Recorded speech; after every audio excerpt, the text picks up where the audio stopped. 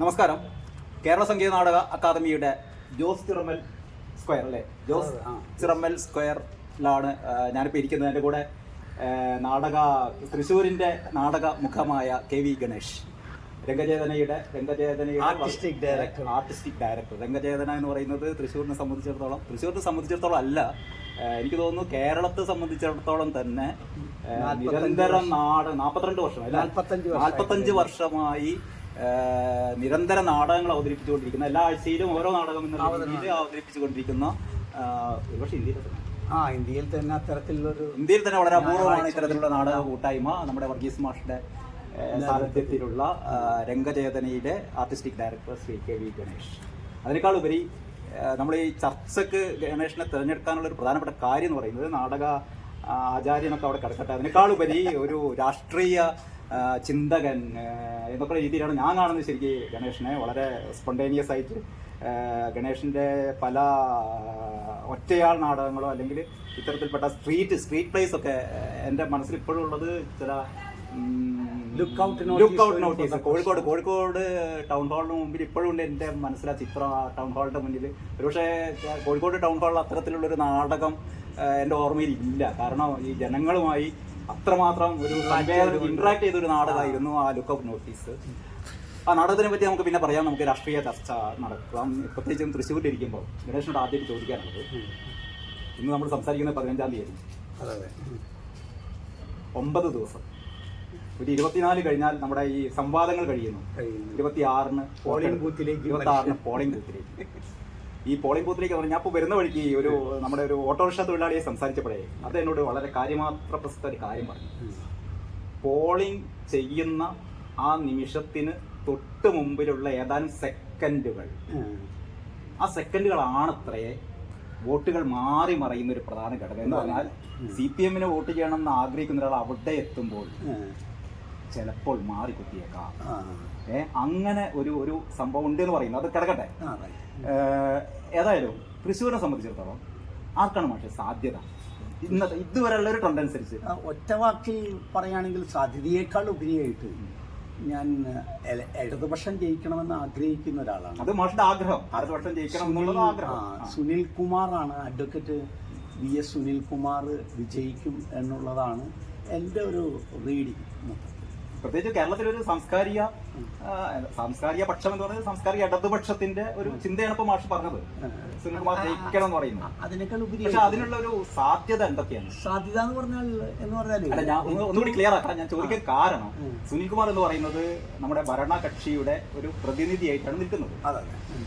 അത്രക്കൊന്നും അഭിമാനിക്കാവുന്ന ഒരു ഭരണമല്ല കേരളത്തിലേത് എന്ന് ഞാൻ പറയുമ്പോൾ മാഷിക്കത് തർക്കിക്കാനുണ്ടോ? തീർച്ചയായിട്ടും. കാരണം വെച്ചാൽ ഞാൻ വളരെ സാധാരണക്കാരനായ ഒരു മനുഷ്യനാണ്. വേണമെങ്കിൽ കരുവന്നൂർ ബാങ്കിന്റെ കരിവന്നൂർ ബാങ്ക് എന്ന് പറയുന്നത് ഒരു ചെറിയ വിഷയമാണ്. കരിവന്നൂർ ബാങ്കിൽ സുനിൽ കുമാറിന് യാതൊരു റോളും, പല ട്രോളുകളൊക്കെ വരുമ്പോൾ ഞാൻ സംസാരിക്കുന്നത് അറിയോ, നമ്മുടെ സുനിൽകുമാർ ആണ് സ്ഥാനാർത്ഥി. സുനിൽകുമാർ എന്ന് പറയുന്നത്, പ്രത്യേകിച്ച് ഇടതുപക്ഷത്തിലെ സ്ഥാനാർത്ഥി എന്ന് പറയുന്നത് ഒരു പാർട്ടി വ്യക്തിയാണത്. അത് സുനിൽകുമാർ അല്ല വേറൊരാൾ വന്നു കഴിഞ്ഞാലും നമ്മൾ വോട്ട് ചെയ്യുന്നത് ഇടതുപക്ഷത്തിനാണ്.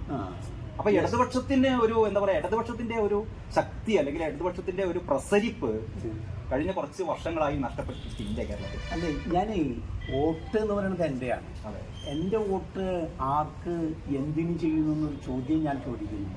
അപ്പൊ അതിനുള്ള ഉത്തരം പറഞ്ഞു കഴിഞ്ഞാൽ വളരെ ക്ലിയർ ഉത്തരം പറയും. കാരണം എന്താണെന്ന് വെച്ച് കഴിഞ്ഞാൽ ഏറ്റവും വിലയുള്ള സാധനം ഇപ്പോൾ വോട്ടാണ് എല്ലായിടത്തും പ്രശ്നം. വോട്ടാണ് ആളുകളെ പലതരത്തിൽ സംസാരിക്കാനും ചേരികളാക്കാനും ഒക്കെ മനുഷ്യനെ ഇങ്ങനെ പ്രാപ്തനാക്കിക്കൊണ്ട്, അല്ലെങ്കിൽ അത്തരത്തിൽ ശണ്ടകൾക്കും അല്ലെങ്കിൽ സൗഹൃദങ്ങൾക്കും ഒക്കെ സാധ്യതയുണ്ട്. അധികാരത്തിന്റെ ഒരു പ്രതീകമാണ് വോട്ട്. അതിനേക്കാൾ ഉപരി വേറെ തരത്തില് മനുഷ്യനെങ്ങനെ പല തട്ടുകളിലേക്കൊക്കെ മാറ്റുന്നുണ്ട്. അപ്പം എന്നെ സംബന്ധിച്ചിടത്തോളം വോട്ടിന് വലിയ വിലയുള്ളൊരു സമയമാണ്. അത് പലതരത്തിൽ വിലയിടുന്നുണ്ടാവും. ഞാൻ വോട്ടിന് വിലയിടുന്നത് എൻ്റെ സ്വാതന്ത്ര്യത്തിൻ്റെ വിലയാണ് വോട്ടിന്. ആ സ്വാതന്ത്ര്യത്തെ തന്നെ വീണ്ടും ഞാൻ ഡിവൈഡ് ചെയ്യുന്നുണ്ട്.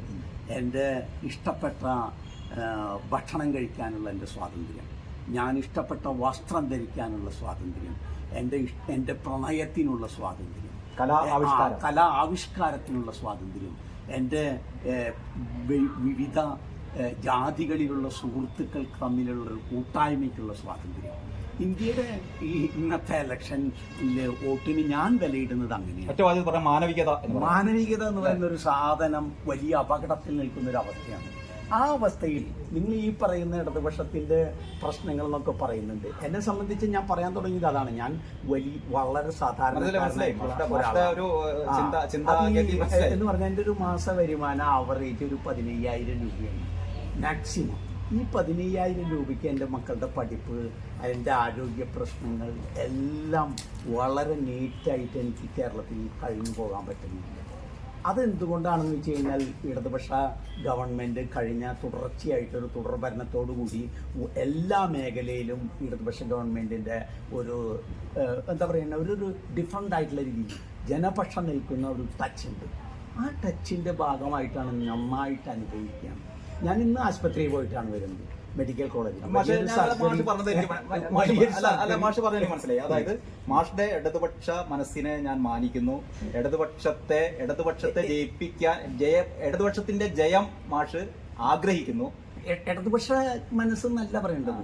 വളരെ ഞാൻ ഒരു പാർട്ടിയിലും അംഗമല്ല.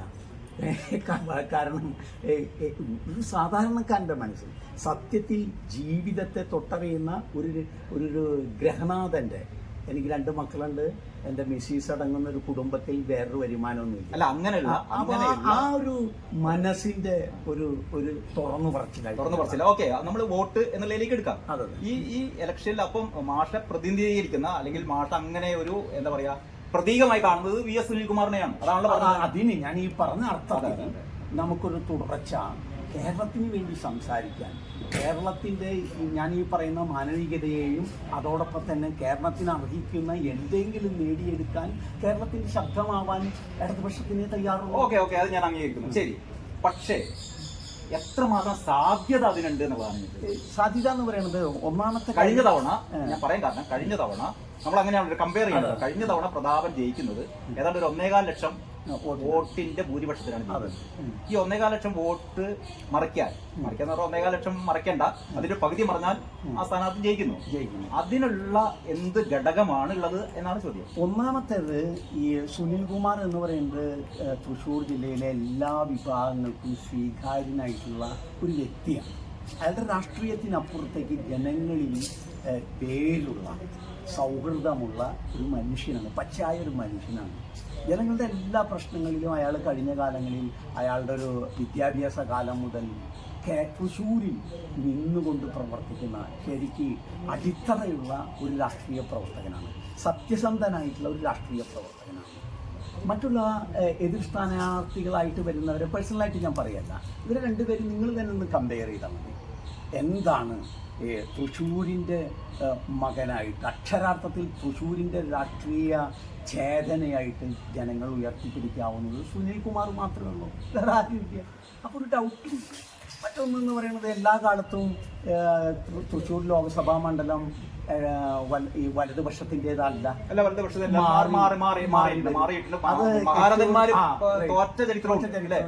പലപ്പോഴും എന്താ വെച്ച് കഴിഞ്ഞാൽ ക്വാളിറ്റിയുള്ള ലീഡർഷിപ്പ് രാഷ്ട്രീയ നേതൃത്വങ്ങൾ ഇലക്ഷന് വരുമ്പോൾ അവരാണ് ജയിച്ചിട്ടുള്ളത്. അല്ല, ഇത് ഞാൻ മാഷായിട്ട് സംസാരിക്കുന്നതിന്റെ ഏറ്റവും പ്രധാനപ്പെട്ട കാര്യം, ഇപ്പൊ തൃശ്ശൂർ എന്ന് പറയുന്നത് മറ്റ് ജില്ല പോലെ അല്ല. അതൊരു ഒരു സാംസ്കാരിക തലസ്ഥാനം. ഇവിടെ പ്രത്യേകിച്ച് നമ്മൾ ഈ ഒരു അന്തരീക്ഷം എന്താ പറയുക, സാഹിത്യ അക്കാദമി, നാടക അക്കാദമി എന്ന് പറയുമ്പോൾ ഒരു നേരത്തെ പറഞ്ഞ ഇടതുപക്ഷ മനസ്സല്ല, ഒരു മാനവികതയെ എന്താ പറയാ ആഘോഷിക്കുന്ന അല്ലെ, അങ്ങനെയുള്ള ഒരു കൂട്ടം മനുഷ്യരാണ്. അപ്പോൾ തീർച്ചയായും അപ്പം ലക്ഷ്യം അല്ലെങ്കിൽ ആഗ്രഹം എന്ന് പറയുന്നത് സുനിൽകുമാർ ജയിക്കുക എന്നുള്ളത് തന്നെയായിരിക്കും. ഓക്കെ, നമുക്ക് തൃശ്ശൂരിന്റെ ഒരു സ്ഥിതി അതാണ്. മാഷോട് കൂടുതൽ സംവാദത്തിന് ഞാനില്ല, കാരണം മാഷ് എന്താ പറയാ എസ്റ്റാബ്ലിഷ് ചെയ്ത് കഴിഞ്ഞു. അല്ലെങ്കിൽ ഞാൻ സുനിൽകുമാർ സ്ഥാനാർത്ഥിയാകുന്നതിന് മുൻപേ സുനിൽകുമാർ ഇവിടെ സ്ഥാനാർത്ഥിയാകണമെന്ന് സുനിൽകുമാറിന്റെ പാർട്ടി നേതാക്കന്മാരോട് നേരിട്ട് പറഞ്ഞിട്ടുള്ളതാണ്. കാരണം ഈ തൃശ്ശൂരില് അത് പറയാനുള്ള കാരണം സുനിൽകുമാറിനുള്ള ജനങ്ങൾക്കിടയിലുള്ള ഒരു സ്വീകാര്യതയാണ്. നല്ലൊരു കാൻഡിഡേറ്റിനെ കണ്ടെത്താനില്ല. അത് എന്തുകൊണ്ടാണ് സുനിൽകുമാർ എന്ന് പറയുന്നത്? അത് ജനങ്ങൾക്കിടയിൽ ഉള്ള മനുഷ്യനാവണ്ടേ, അവരെയല്ലേ ജനങ്ങൾ ഏറ്റെടുക്കുകയുള്ളൂ. അപ്പോൾ ഓക്കെ, നമുക്ക് തൃശ്ശൂരിന്റെ കാര്യത്തിൽ ഒരു തീരുമാനമായി. കേരളത്തിൽ കഴിഞ്ഞ തവണ നമുക്കറിയാം 19 UDF നേടുന്നു. ഇപ്രാവശ്യം എങ്ങനെ ആണ് മാഷിന്റെ ഒരു മനസ്സ് പറയുന്നത്? ഇത്തവണ 19 UDF കിട്ടില്ല. 19 കിട്ടിയില്ല. അത് പലരും പറയുന്നു 19 കിട്ടിയില്ല. അതിൽ വലിയ മാറ്റം വരുമെന്നാണ് എനിക്ക് തോന്നുന്നത്. അതൊരു 10-10 ശരിക്കും ഈക്വലായിട്ട് അത് പിടിക്കാനാണ് സാധ്യത. അതിൻ്റെ ഒരു കാരണം എന്താണെന്ന് വെച്ച് കഴിഞ്ഞാൽ ജനങ്ങൾ വലിയൊരു വിഭാഗം കോൺഗ്രസ് അതിൻ്റെ എന്താ പറയുക ജനാധിപത്യ ഇടത്തിൽ നിന്നും മതേതര ഇടത്തിൽ നിന്നും അവർ പിൻവാങ്ങിയിട്ടുണ്ട് എന്ന് അവരുടെ പ്രവർത്തനം കൊണ്ടും അവരുടെ എന്താ പറയുക അവരുടെ എല്ലാ തരത്തിലുള്ള ഈ പ്രഖ്യാപനങ്ങൾ കൊണ്ടും അവരുടെ നേതാക്കന്മാരുടെ വർത്തമാനങ്ങളിൽ നിന്നൊക്കെ നമുക്ക് ബോധ്യപ്പെടാൻ കഴിയും. പക്ഷെ ഇതിൻ്റെ ഒരു എനിക്ക് തോന്നുന്ന ഏറ്റവും വലിയൊരു എന്താ പറയുക ഒരു കാപട്യം എന്ന് പറയുന്നത് ഇപ്പോൾ ഇന്ത്യ മുന്നണി അല്ലേ, അതായത് BJPക്കെതിരെ BJPയെ മാറ്റി നിർത്താൻ വേണ്ടിയിട്ട് ഉദ്ദേശിച്ച എന്തൊക്കെ പരാധീനതകൾ ഉണ്ടെങ്കിലും അങ്ങനെ ഒരു കെട്ടുറപ്പുള്ള ഒരു മുന്നണി ഉണ്ടായി വരും. കെട്ടുറപ്പ് എന്ന് ഞാൻ പറയുന്നത് കോട്ടിൽ അങ്ങനെ മുന്നണി ഉണ്ടായി. ഇപ്പോൾ ഉദാഹരണത്തിന് വയനാട് നമ്മൾ വയനാടിൽ മത്സരിക്കുന്നത് ഇന്ത്യ മുന്നണിയുടെ 2 അമരക്കാരാണ് അല്ലേ. ഈ 2 അമരക്കാർ പരസ്പരം ഏറ്റുമുട്ടുകയാണ്. ഇതിലൊരു പ്രത്യേകിച്ച് ഒരു സാംസ്കാരിക ഔന്നത്യത്തിൽ നിൽക്കുന്ന ഗണേശ മഠത്തിൽ ഇതിലൊരു അപാകത തോന്നുന്നു. അല്ല, ഈ അപാകത എന്ന് പറയുന്നത് അത് കോൺഗ്രസിന് അഖിലേന്ത്യാ തലത്തിൽ സംഭവിച്ചിട്ടുള്ള ഒരു ദാരിദ്ര്യത്തിന്റെ ഒരു പ്രകടനമായിട്ടാണ് വയനാടിൽ അവരുടെ നേതാവ് അഖിലേന്ത്യാ നേതാവ് മത്സരിക്കാൻ വന്നതെന്നായിട്ട് ഞാൻ കാണുന്നത്. പക്ഷെ അത് ഈ വോട്ടർമാരെ സംബന്ധിച്ചിടത്തോളം ഒരു അപഹാസ്യമായ ഒരു അസംബന്ധ നാടകം കാണുന്ന പോലെ ഇത് തൊട്ടങ്ങേപ്പുറം പോയി കണ്ട് ഇവര് 2 കൂട്ടരും ഒരുമിച്ച് നിൽക്കുമ്പോൾ അത് എന്ന് പറയുന്നത് അത് അതിന്റെ അപ്പുറത്തേക്കുള്ള ഒരു കാര്യമാണ്. കാരണം ഏറ്റവും വലിയ ശത്രുവിനെതിരെ അല്ലെങ്കിൽ രാജ്യത്തിന്റെ എല്ലാ അർത്ഥത്തിലും രാജ്യത്തെ തന്നെ വിഴുങ്ങാൻ വരുന്ന ഒരു പെരുമ്പാമ്പ് വരും. അങ്ങനെയാണ് യോജിച്ച് നിന്ന് പോരാടുകയല്ലേ വേണ്ടത്. യോജിച്ച് നിൽക്കുമ്പോൾ തന്നെ ഇടതുപക്ഷത്തെ സംബന്ധിച്ചിടത്തോളം ഇടതുപക്ഷത്തിന് കൂടുതൽ എനർജി അല്ലെങ്കിൽ വോയിസ് ഉണ്ടാക്കാൻ സാധ്യതയുള്ളത് കേരളത്തിൽ നിന്നാണ്. അപ്പോൾ കേരളത്തിൽ നിന്ന് കൂടുതൽ സീറ്റുകൾ കണ്ടെത്തേണ്ടത് ഈ ഇന്ത്യയുടെ തന്നെ ആവശ്യമാണ്. ഇന്ത്യയിലെ ജനാധിപത്യത്തെ ഇന്ത്യയിലെ മതേതരത്തെ നിലനിർത്താൻ ആഗ്രഹിക്കുന്ന വലിയ ജനവിഭാഗം എല്ലാ തലത്തിലും അവരും കൂടി ആഗ്രഹിക്കുന്നത് ഇടതുപക്ഷത്തിന് കൂടുതൽ ശക്തി വേണമെന്നാണ്. ആ ശക്തിക്കുള്ളൊരിടം കേരളമാണ്. ആ കേരളത്തിൻ്റെ സാധ്യതയിൽ ഏറ്റവും മികച്ച സ്ഥാനാർത്ഥിയെ നിർത്തുക എന്നുള്ളത് ഇടതുപക്ഷം ചെയ്യേണ്ട ഒരു കാര്യമാണ്. അതാണ് വയനാട് ദേശീയ പ്രാധാന്യമുള്ള CPIയുടെ ഏറ്റവും മികച്ച സ്ഥാനാർത്ഥി. ഞാൻ വയനാട് എടുക്കാൻ കാരണം ഈ രണ്ട് എന്താ പറയുക, പക്ഷെ അവിടെ അത് തിരിച്ചറിഞ്ഞുകൊണ്ട് കോൺഗ്രസ് മാറേണ്ടിയിരുന്നതാണ് ശരിക്കും ഈ ഇലക്ഷനിലെങ്കിലും ചെയ്യേണ്ടത്. നമുക്ക് ഈ ചർച്ച അവസാനിപ്പിക്കാം. രണ്ട് കാര്യങ്ങൾ മാഷ് പറഞ്ഞു. ഒന്ന്, തൃശ്ശൂരിനെ സംബന്ധിച്ചിടത്തോളം വളരെ വ്യക്തമായ നിലപാട് പറഞ്ഞു. നമ്മുടെ സംസ്ഥാനത്തെ സംബന്ധിച്ചിടത്തോളം കഴിഞ്ഞ പ്രാവശ്യത്തെ ഒരു ക്ഷീണത്തിൽ നിന്ന് തിരിച്ചടിയിൽ നിന്ന് ഇടതുപക്ഷം എന്താ പറയാ ഒരു തിരിച്ചുവരവ് ഒരു 10-10 എന്നുള്ള ഒരു അവസ്ഥയിലേക്ക് എങ്കിലും മാറുന്നതാണ് മാഷിന്റെ പ്രതീക്ഷ. ഓക്കെ, നമ്മൾ അങ്ങനെ വിശ്വസിക്കാം. അതിനു വേണ്ടിയിട്ട് തൃശ്ശൂർ ജില്ലയുടെ അടുത്ത് കിടക്കുന്ന ആലത്തൂര് അതേപോലെ തന്നെ ചാലക്കുടി അടക്കം ഇത്തവണ ഇടതുപക്ഷം വരുമെന്നാണ് എൻ്റെ അഭിപ്രായം. അല്ല, അത് 10 എന്ന് പറയുമ്പോൾ സ്വാഭാവികമായ അതിലെതിന്റെ കൺക്ലൂഡ് ചെയ്യുമ്പോൾ ഞാൻ എൻ്റെ ഒരു സംശയം കൂടി പ്രത്യേകിച്ച് മാഷ ആയതോട് ചോദിക്കാം. മാഷ് ഇപ്പോൾ സംസാരിച്ച മുഴുവൻ ഇടതുപക്ഷത്തിന്റെ പ്രസക്തി, ഇടതുപക്ഷത്തിന്റെ എന്താ പറയാ ഇടതുപക്ഷം ഇല്ലെങ്കിൽ ഉള്ള ഒരു ഇടതുപക്ഷം ഇല്ലെങ്കിൽ ഇന്ത്യ വളരെ ദുർബലമായി. പക്ഷേ എന്താണ് യഥാർത്ഥത്തിൽ ബംഗാളിൽ പറ്റിയത്, ത്രിപുരയിൽ പറ്റിയത്, ബംഗാളി ഈ ഒരു തിരിച്ചടി അല്ല ബംഗാളിന്റെ പാഠമായിരിക്കണ്ട. അല്ല, ബംഗാളിന്റെ രാഷ്ട്രീയത്തെ പരിശോധിക്കുമ്പോൾ ബംഗാളിന്റെ രാഷ്ട്രീയത്തെ ആഴത്തിൽ പരിശോധിക്കുമ്പോൾ അവിടെ ഒരു വലിയ ന്യൂനത അധികാരത്തിലിരിക്കുന്ന കാലത്തെ ഇടതുപക്ഷത്തിൽ ആഴത്തിൽ ചിന്തിക്കുന്ന ചിന്തകന്മാർ പറയാതെ അവിടുത്തെ ഒരു വോട്ടിംഗ് പാറ്റേൺ എന്ന് പറയുന്നത് ഈ ഭൂപ്രഭുക്കന്മാർ കൊണ്ടുവരുന്ന കൂട്ടങ്ങൾ തന്നെയാണ്. അവിടെ CPM പോലെയുള്ള അല്ലെങ്കിൽ ഇടതുപക്ഷ ഉണ്ടെങ്കിൽ തന്നെ ഇവരുടെ പിന്നിൽ അണിനിരക്കുന്ന ആളുകളുടെ ഒരു കൂട്ടമാണ് അവിടുത്തെ രാഷ്ട്രീയം നിശ്ചയിക്കുന്നത്. അത് അതുപോലെയല്ല കേരളത്തിൽ മനുഷ്യൻ കൂടുതൽ സ്വതന്ത്രനാവുകയും തൊഴിലാളി അല്ലെങ്കിൽ പണിയെടുക്കുമ്പോൾ തൊഴിലാളിയാവുകയും അതിനിപ്പുറത്ത് നിന്നാൽ മുതലാളിയുടെ മുമ്പിൽ അടിമയായിട്ട് നിൽക്കേണ്ട ഒരു അവസ്ഥ കേരളത്തിലില്ല.